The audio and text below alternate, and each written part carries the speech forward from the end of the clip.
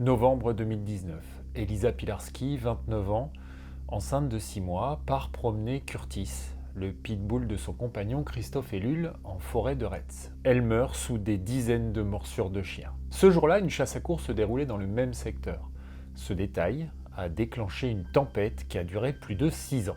Qui est responsable? Les chiens de chasse à courre, le pitbull Curtis et par extension son maître? L'enquête, elle, a désigné Christophe Ellul. C'est donc lui qui se retrouve sur le banc des accusés. Et la justice vient de trancher. J'ai consacré 6 vidéos à cette affaire et elles sont toutes en description. Alors vous n'avez pas forcément besoin de les avoir toutes visionnées avant celle-ci, parce que le procès qu'on va commenter remet lui-même les éléments sur la table. En revanche, ça peut vous donner une vision de la horde qui s'est jetée sur ce drame. C'est assez édifiant. Ce que je raconte ici commence en mars 2026.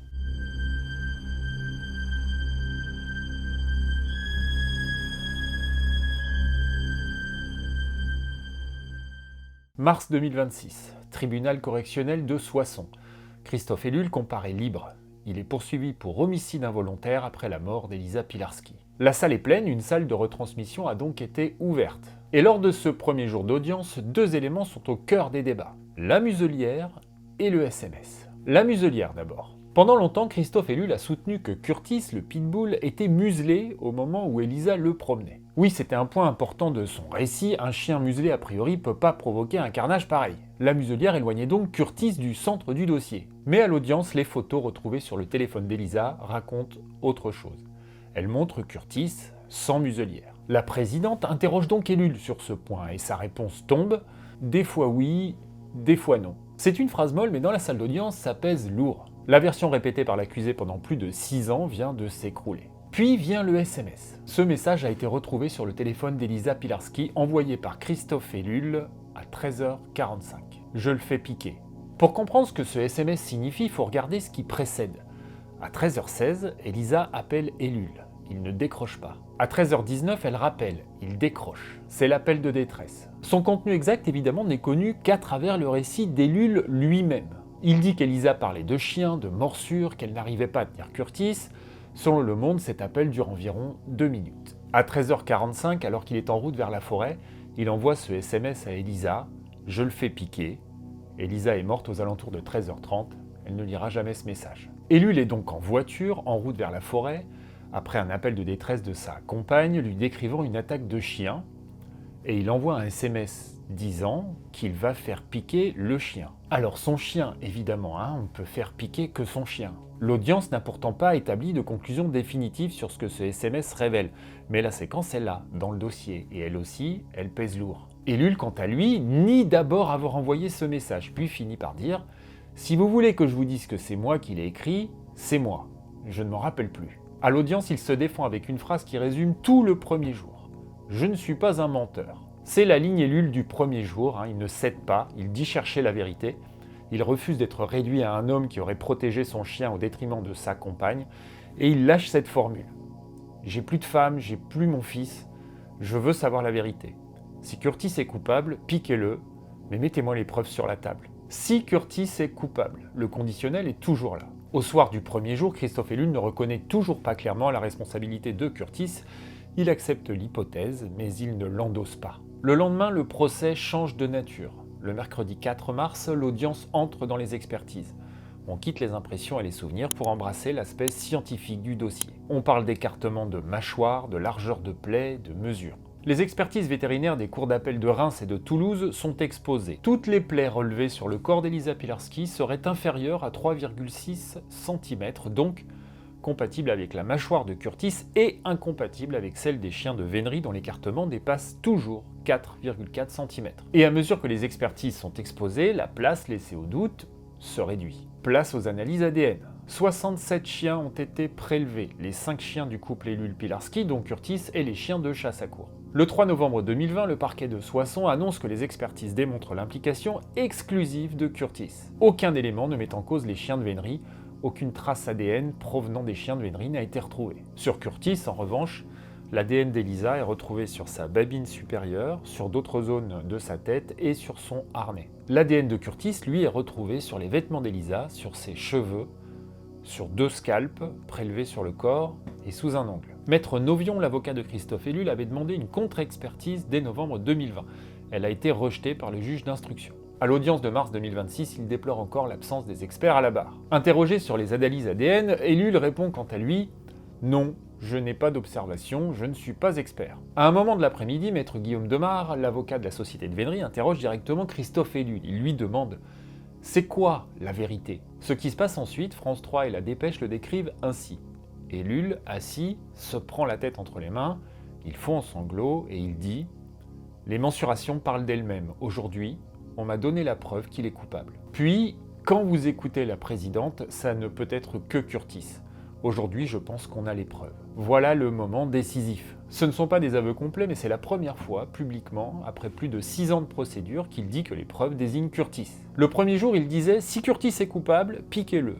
Le deuxième, en larmes, « On m'a donné la preuve qu'il est coupable ». Entre les deux phrases, il y a tout le poids des expertises. Maître Novion le comprend immédiatement. À la sortie de l'audience, il recadre. Ce ne sont pas des aveux au sens strict du terme. Et juridiquement, il n'a pas tort. Un avocat ne laisse pas une phrase devenir plus large que ce qu'elle dit. Mais pour ceux qui suivent cette affaire depuis le début, ce moment reste décisif, parce que le récit initial vient de bouger. Le lendemain, jeudi 5 mars, le procès entre dans sa dernière journée. La procureure prend la parole. Elle referme très clairement la piste de la vénerie. Elle rappelle la chronologie. Les chiens de chasse à courre descendent du camion entre 13h20 et 13h25. À 13h40, la chasse est ouverte. Le maître d'équipage part avec la meute à l'opposé de là où se trouve Elisa Pilarski.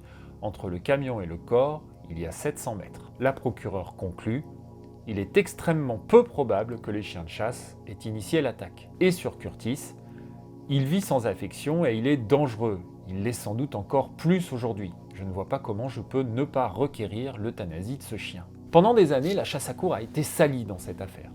Soupçonné, accusé, coupable avant même le premier élément d'enquête. Là, à l'audience, le parquet revient aux faits, à la chronologie, aux distances, aux expertises. La meute anti-chasse est dispersée. La procureure requiert 4 ans de prison avec sursis, l'euthanasie de Curtis, une interdiction de détenir une arme pendant 5 ans. Elle demande aussi d'écarter les 3 circonstances aggravantes. Et vous allez voir, ça a une importance pour la suite. L'importation illégale de Curtis, son dressage au mordant non autorisé en France, et l'absence de précaution du propriétaire. Manifestement, elle ne cherche pas à charger le dossier au maximum. Sa formule est précise. Vous êtes prévenu d'avoir créé le terrain pour que cela arrive. Nathalie Labastarde, la mère d'Elisa, prend ensuite la parole. Elle dit « Je n'ai plus de doute grâce au travail de la justice. C'est Curtis qui a attaqué Elisa et M. Ellul a cru que tout le monde complotait contre lui. » Maître Terkem, l'avocat de la famille Pilarski, demande 80 000 € de dommages et intérêts pour la mère d'Elisa, 60 000 € pour l'oncle. Il se retourne ensuite vers Ellul. « Vous êtes dans le déni, monsieur Ellul. » Cette phrase répond directement au premier jour d'audience. Ellul disait « Je ne suis pas un menteur ». La famille répond « Vous refusez encore de regarder la vérité en face ». Maître Demare, pour la société de vénerie, ne plaide pas seulement que les chiens de chasse à courre n'ont pas tué Elisa Pilarski. Cette partie-là, les expertises l'ont déjà largement établie. Il plaide aussi contre ce qui s'est passé autour du dossier. Il dit « Le drame a été instrumentalisé par un certain nombre de personnes qui, je le dis, se fichait complètement de qui était Elisa Pilarski. » Et il affirme à l'audience que lui et une consort ont reçu de nombreuses menaces de mort. Alors c'est une déclaration de partie, je la pose comme telle, mais elle dit quand même quelque chose sur ce que les veneurs ont traversé depuis novembre 2019. Puis vient la défense. Maître Novion plaide la relaxe. Et là on comprend déjà ce qui se jouera 3 mois plus tard avec l'appel. Sa stratégie consiste à empêcher le dossier de se refermer complètement. Il attaque les expertises, il rouvre des zones de doute. Il dit « Je me méfie quand tout coule comme une mer d'huile. J'ai l'impression qu'on s'est fait balader. » Alors je le dis parce que c'est une précision importante, ce n'est pas le rôle de Maître Novion d'écrire la vérité générale de l'affaire Pilarski. Son rôle est de défendre Christophe Ellul et sa défense consiste à maintenir une incertitude suffisante pour que la responsabilité de son client ne soit pas entièrement verrouillée. C'est son droit et c'est même son métier. Bon, c'est aussi une stratégie lisible et c'est l'annonce de ce qui va suivre. À la fin de l'audience, Ellul a le dernier mot.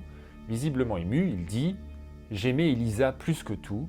Si j'avais su, j'aurais jamais pris le risque de le laisser avec Elisa. » La décision est mise en délibéré au 11 juin. Le procès de mars n'a pas seulement jugé Christophe Ellul. Il a mis à l'épreuve plus de 6 ans de délire journalistique et de calomnie anti-chasse odieuse. Et tout ça a littéralement explosé à l'audience. Le 11 juin 2026, le tribunal rend sa décision. 4 ans de prison avec sursis simple, pas de prison ferme, euthanasie de Curtis ordonnée aux frais de son maître, 90 000 € de dommages et intérêts pour la mère d'Elisa, 60 000 pour son oncle. Les 3 circonstances aggravantes sont écartées. La famille Pilarski est absente au délibéré. Maître Terkem dit qu'elle est soulagée que la responsabilité d'Ellul soit engagée sur le plan pénal et civil. Pendant ce temps, plusieurs pétitions demandant la grâce de Curtis totalisent plus de 100 000 signatures. Oui, 100 000 signatures pour le chien. Et si la pétition en elle-même ne remet pas en cause sa dangerosité, en commentaire, les théories du complot s'enchaînent, toutes à base de zones d'ombre et de notables protégés, toutes sur la base d'un antichassisme primaire. On a un petit peu l'habitude sur cette chaîne. La présidente motive l'euthanasie de Curtis. Issu de chiens de combat, entraîné au mordant, l'empreinte génétique d'Elisa a été relevée sur sa babine supérieure. Confier Curtis à une association reviendrait à nier ce qu'il pourrait encore faire, tuer. Maître Novion, lui, sort avec une lecture différente. Sur les marches du tribunal, il déclare « Si on regarde l'ensemble du procès depuis le début, c'est un excellent résultat, car Ellul est condamné qu'à du sursis simple, pas de bracelet électronique. » 8 jours plus tard, le 19 juin, Christophe Ellul fait pourtant appel. L'euthanasie du Curtis est donc suspendue, aucune date d'audience n'est connue à ce jour. Et Maître Novion publie son communiqué. Christophe Ellul a finalement relevé appel de la décision rendue le 11 juin 2026. Au-delà d'un coupable, ce jugement fait de lui un menteur stratégique, un faussaire avéré et un salaud complet. Son statut pourtant indéniable de victime paraît avoir été totalement oublié. Il a entendu le cri du public de tous les défenseurs de la cause animale. Ils trouveront peut-être un espoir à travers son appel de survie. Ce communiqué pose quand même question, parce qu'il ne se contente pas d'annoncer un appel, il s'adresse à la mobilisation publique. Mais laquelle exactement ? Celle qui veut sauver Curtis de l'euthanasie ? Ou celle qui n'a jamais accepté que la piste des chiens de vénerie ait été écartée d'abord par l'enquête, puis lors du procès ? Le communiqué ne le dit pas, cette ambiguïté est sans doute le cœur même de la stratégie. En revanche, cet appel comporte un risque que Maître Novion connaît parfaitement. En appel, la cour d'Amiens n'est pas tenue de reprendre le jugement de Soissons tel quel. Elle peut le confirmer, l'alléger ou l'aggraver. Les 3 circonstances aggravantes écartées en première instance peuvent revenir sur la table. Christophe Ellul joue donc sur 2 tableaux en même temps. Sauver Curtis de l'euthanasie et espérer que la cour d'appel soit plus clémente que le tribunal de Soissons. En gardant, pourquoi pas, l'espoir que malgré les éléments accablants, la théorie des chiens de vénerie ne revienne au premier plan. C'est un pari quoi. Finalement, Elisa Pilarski et son enfant à naître ont disparu derrière une guerre culturelle qui existait avant eux et qui n'avait pas besoin d'eux pour continuer. Je vous renvoie encore une fois vers les vidéos que j'ai tournées sur cette affaire, que je vous mets en description. Des gens ont utilisé ce drame pour alimenter le récit anti-chasse. Et franchement, j'espère qu'ils auront à répondre de leurs actes. Mon petit doigt me dit que oui. La chasse à courre était bien là ce jour-là en forêt de Retz. C'était une concomitance réelle. Elle suffisait pour que les adversaires de la chasse à courre se jettent sur cette affaire, la bave aux lèvres. Elle suffisait pour que des rédactions paresseuses leur tendent un micro. Mais les expertises ont parlé, les mesures ont parlé, l'ADN a parlé, le procès a parlé. Et là, on attend toujours les excuses. Mais je crois qu'on les attendra longtemps. La plupart ont préféré supprimer leurs tweets, grands courageux qu'ils sont. D'autres assument encore la théorie du complot d'un État français qui protégerait les chasseurs. Des veneurs accusés à tort pendant des années, pour rien, pour une hypothèse qui ne tenait pas dès le départ. Et ça aussi, ça méritait une réponse publique. En première instance, la justice a dit ce qu'elle avait à dire. Christophe Ellul est condamné. Curtis est visé par une décision d'euthanasie. L'appel suspend l'exécution. La vérité de Soissons existe, elle est claire, mais elle n'est pas encore définitive. Mais il y a une chose que cet appel ne changera pas. On sait compter les signatures pour Curtis, plus de 100 000 au moment du délibéré. On mesure beaucoup moins la douleur de la famille d'Elisa qui voit ce drame, leur drame, instrumentalisé par une bande de zoolâtres sans cervelle qui a tout fait pour éloigner la justice de la vérité, au nom de leur haine de la chasse à courre. Chacun dans ce dossier saura reconnaître la véritable meute. Voilà, je vous laisse ma section commentaires ouverte. Elle est à vous. Likez, partagez. Merci à tous ceux qui me soutiennent sur Tipeee et Paypal. Je ne dirai jamais assez à quel point vous êtes importants pour cette chaîne. Ah oui, et abonnez-vous, parce qu'on va bientôt passer les 100 000 abonnés et que pour l'instant on n'y est pas et que ça rame un peu. Donc un petit peu de cœur à l'ouvrage, ce serait sympa. En attendant, je vous dis à bientôt sur Terre ou ailleurs.